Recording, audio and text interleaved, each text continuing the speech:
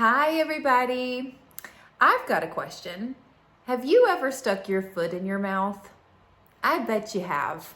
I sure have. That's for sure. As a matter of fact, it's still something that happens to me from time to time. And I want to talk today about how to deal with this so that you can feel more comfortable next time this happens to you.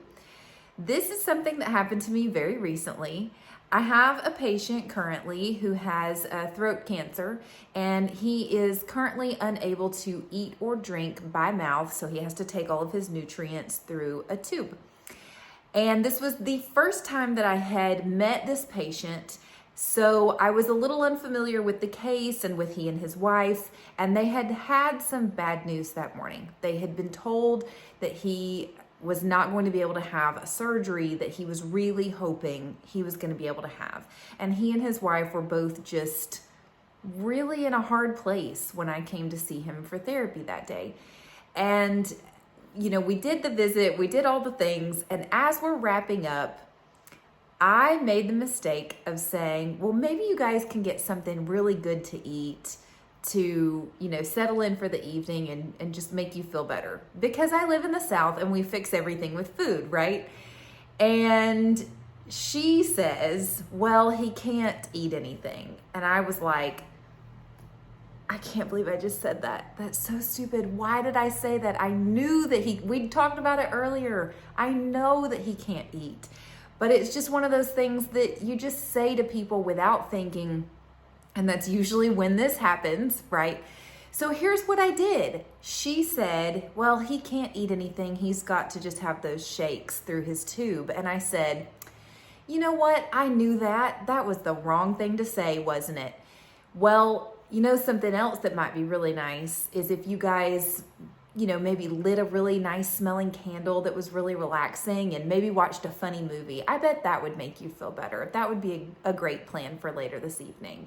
And she said, yeah, I don't really feel like eating anything anyway. And we kept going with the conversation. We finished our wrap-ups and our goodbyes, and I left.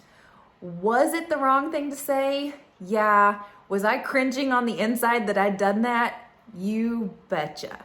But out loud, I just acknowledged it quickly, lightly, and I moved on. I didn't make a huge deal out of it. I didn't sit there and go, oh, I'm so sorry. Oh, that was the wrong thing to say. Oh, I can't believe I said that. Oh, I'm so sorry. No, that actually just makes it so much more uncomfortable for everybody else in the situation. It's actually just the best thing that you can do if you can just make a little comment. Well, that's not what I meant to say. Well, that was the wrong thing to say. Well, that's not what I meant. I'll give you another one. Here's another one that happened to me recently. You're really going to be going, Julie, I thought you were supposed to be good at this or something. So we went to a local ice cream store the other day that my kids absolutely love. It's one of those places where you get to pick as many flavors as you want and as many toppings as you want. And my boys just think it's the coolest thing in the world, and they've got it decorated. It's like if Willy Wonka had a cute little ice cream shop on Broad Street, it would look like this place. It's adorable.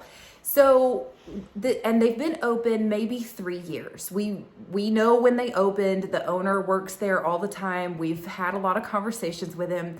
This was the first time that we had gone since COVID started, and we see the owner and we're chatting with him, and the place was actually really full. This was on a weekend, and I was so happy for him. And I just said, I am so glad to see you so busy and having so much business. A lot of people didn't make it through the COVID. And then I thought, well, that is not what I meant to say at all. That was like the worst thing I possibly could have said. That was the biggest way I could have possibly screwed that up. But out loud, I said, a lot of people didn't make it through COVID. Well, that came out wrong. You know what I meant. A lot of small business owners' businesses did not make it through COVID. So I'm really glad to see you guys doing so well. And I just moved on. So that's what you do. You can make a little comment, well, that wasn't what I meant, or that came out wrong, or I know that. I don't know why I said that. And then just move on. All right. There's my tip for today. I'll talk to you later. Bye.